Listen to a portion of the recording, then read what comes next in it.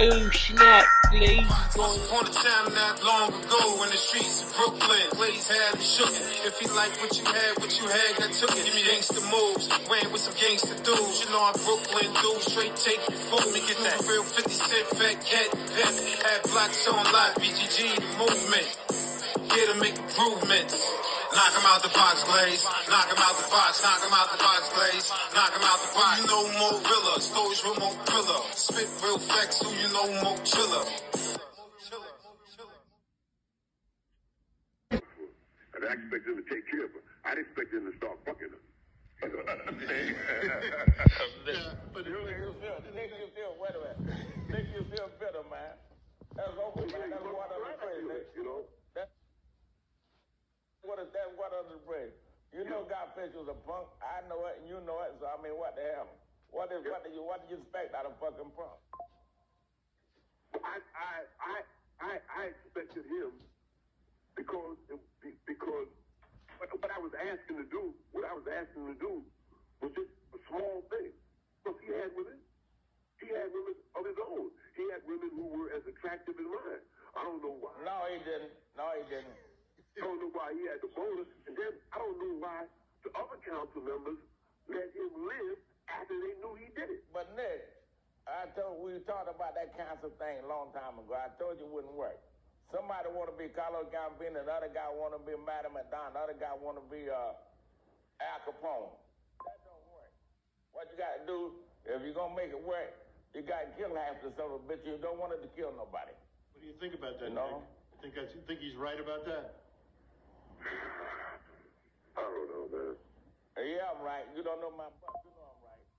You got any remorse about what you did, Nick? Nick, do you think it was... No, man. No. You know, at one time, I had two thoughts of mine about it, you know. But then when I realized that them niggas that left me on the battlefield to die, you know, they were just gonna jump the wounded. You know, I just said, no, I'll pull them motherfuckers in here with me. I'll pull them in here with me and let them see what it's like. No, I don't regret that. I would rather be out here than to be in there with them. Why would I want to be with them kind of niggas? You're right. You know, and then there was a show on CNN and hosted by Anderson Cooper. And Anderson Cooper, there was a thing on they were talking about don't snitch and don't this and don't do this and don't do that, and that no matter what happens to you, you can't tell. Well, I can't see how a guy can be considered strong if you let a bunch of motherfuckers just dump on him and walk all over him, and he doesn't respond to help himself because of some code that a bunch of idiots that cooked up. So this guy came on Anderson Cooper, and Anderson Cooper said to him, well, you got shot. How come you won't tell the police who did it? He said, well, I mean, if I tell the police who shot me, then I won't be able to go on stage and I won't do this and that and the other. Well, in other words, he was saying that there were consequences. If there were no consequences, then he might do it. So then the whole staff, so suppose a child was molested and you knew who the child molester was. Would you tell the police? He said no. So that's what I'm saying. The street guidelines are just bullshit. People use for their own convenience. What do you think, Frank? Do you believe that this street guidelines are bullshit, or I mean, do you think there's a time in which it's good to cooperate? Well, listen. Let me tell you about that. I told you before. I never took the stand on nobody. Let me explain to you. Well, some cases were made, Frank. I don't care what it is. Let me explain to you. There you go. I can't get it. Yeah, listen, wait, hey. Who am I talking to, you or him? No, but I can't talk to both of you at the same time. One got the time, please. All right, just talk to me. What I'm telling you is right now, I have some remarks about what I did. Like talk a little slow. Can't hear you. I said, yes, I have some remarks about what I did. I have some remarks in this sensibility.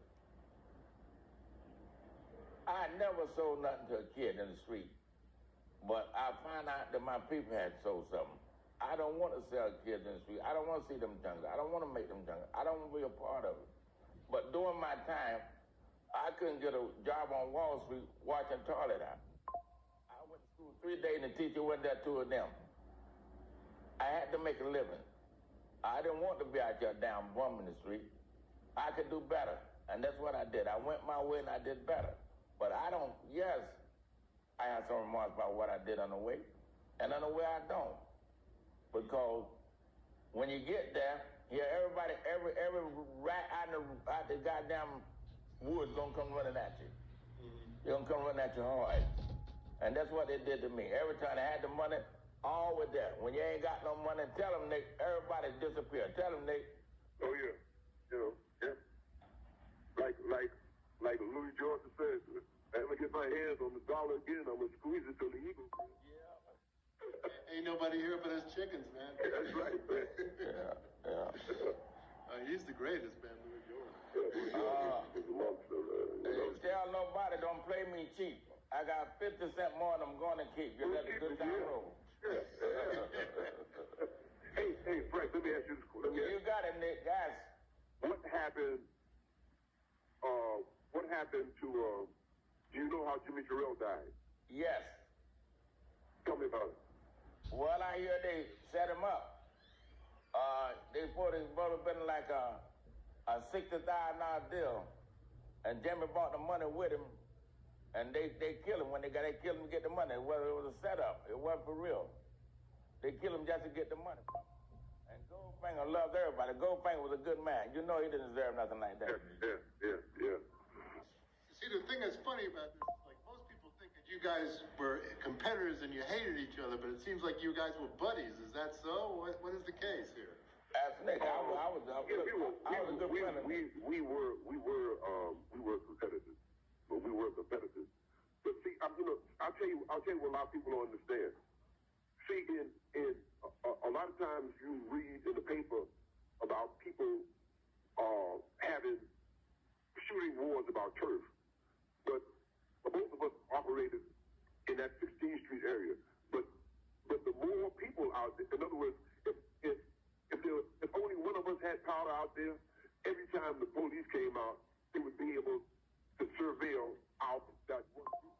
But if there's a lot of people out there, my powder's out there, Frank's is out there, and somebody else is out there, then the more the merrier. It's like a shopping mall.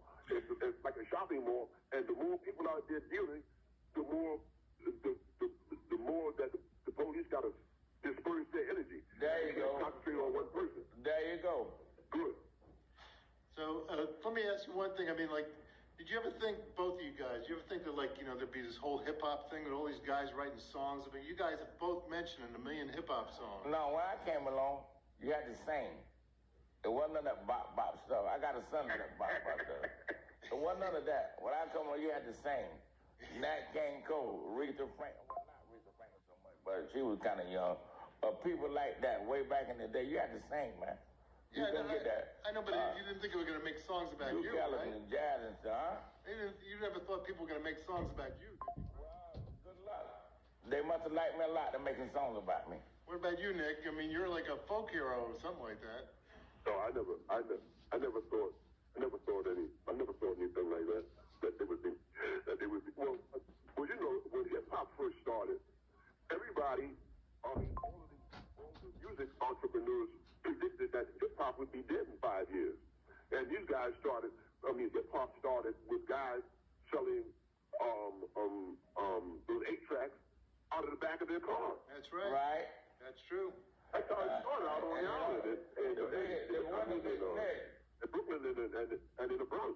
These guys and the big record groups, they ignored them. They said, them motherfuckers ain't gonna make no money. But hip hop just rolled along, and look what they're doing now. You got Jay-Z, you got Damon Dash, you got Kanye West, you got a 50 Cent. All of these guys are. At least you know their names. And they're riding on, and they're doing something legitimate. Nick, at least you know their names. I don't know hip hop names. I tell you, this guy, Puffy Coin. You know who his father was, right? No, I didn't hear you. Puffy Coin. You know who his father was? He's talking about Puffy Coombs. Puff Daddy. Puff Daddy. Puff Daddy. You know who his father was? Oh, Melvin Cole. Yeah, that's exactly. He used to make Melvin. You know me and Melvin? Me and Melvin, his mother. What his mother's name? What his mother named Nick, Isabella or something like that? I think it's Gibbs with a G. Don't do that, man. Yeah, but then What is this? wait a minute, let me tell you. Melvin used to bring him over to my house about every day, a couple of times a week at least. And my daughter had one of those little rocking horses.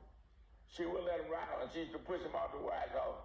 I said, look at him now, he can build that ride off $1 million bills. Yeah. That guy got rich, man. He did good, man.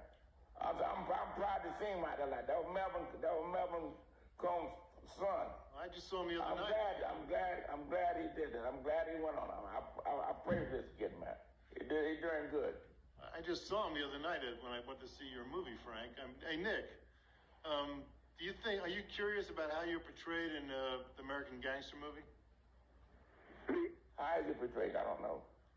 Well, Cuba Gooding plays you, and you got some scenes. I mean, are you looking forward to seeing it, and you're looking forward to Frank seeing the movie about you? I mean, it'd be interesting to see what you guys have to say after you both see the movies. Well, he got my phone call. He'll call me. Got my phone number. Nick, Denzel Washington did more than a good job. He did a hell of a job out here. Yeah. There ain't nobody out there in the world as good as Denzel. He's the best in the whole world. What do you want to have on your epitaph? I mean, how do you want to be remembered? Like, what do you want your legacy to be?